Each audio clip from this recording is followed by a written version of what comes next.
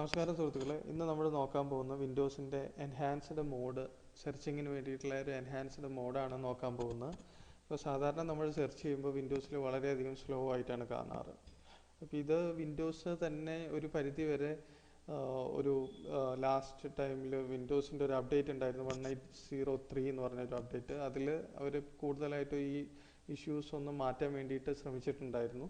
പിന്നെ രണ്ടാമത് അവർ കൊണ്ടുവന്ന ഒരു ഓപ്ഷനാണ് വിൻഡോസിൽ തന്നെ സെർച്ചിങ്ങിന് വേണ്ടിയിട്ടുള്ള ഒരു എൻഹാൻസ്ഡ് മോഡ് എന്നുള്ളത്.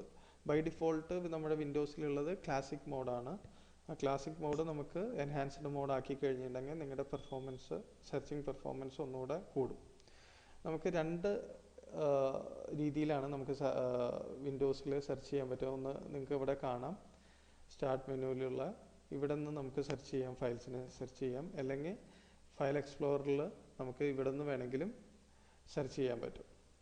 അപ്പോൾ നമുക്ക് ഈ സെർച്ച് ഓപ്ഷൻ്റെ നോർമൽ മോഡ് നിന്ന്, ക്ലാസിക് മോഡിൽ നിന്ന് എൻഹാൻസ്ഡ് മോഡ് ആക്കുന്നത് എങ്ങനെയാണെന്നുള്ളത് നോക്കാം. സ്റ്റാർട്ടിൽ സെറ്റിങ്സിൽ വന്നു കഴിഞ്ഞിട്ടുണ്ടെങ്കിൽ ഇവിടെ നിങ്ങൾക്ക് സെർച്ച് ഓപ്ഷൻ കാണാം. സെർച്ച് ഓപ്ഷനിനകത്ത് പോയി കഴിഞ്ഞിട്ടുണ്ടെങ്കിൽ സെർച്ചിങ് വിൻഡോസ് എന്നുള്ള ക്ലിക്ക് ചെയ്യുക. ക്ലിക്ക് ചെയ്തത് എൻഹാൻസ്ഡ് മോഡാക്കുക. ഇപ്പോൾ നിങ്ങൾക്ക് എൻഹാൻസ്ഡ് മോഡാക്കുക. ഇപ്പോൾ നിങ്ങൾക്ക് ഇവിടെ കാണാം ഇൻഡെക്സിങ് നടന്നുകൊണ്ടിരിക്കുകയാണ്. ഇത് സാധാരണ നോർമലി ഒരു ഹാർഡ്ലി 15 to 20 മിനിറ്റ്സ് എടുക്കും. പിന്നെ നിങ്ങളുടെ സിസ്റ്റത്തിലുള്ള ഡാറ്റയുടെ അനുസരിച്ചായിരിക്കും ഇൻഡെക്സിൻ്റെ ഇത് സ്റ്റാറ്റസ് കഴിയുക, ഇൻഡെക്സിങ് പ്രോഗ്രസ് കഴിയുക. അപ്പോൾ സാധാരണ ഒരു 20 മിനിറ്റ്സ് എടുക്കുമായിരിക്കും.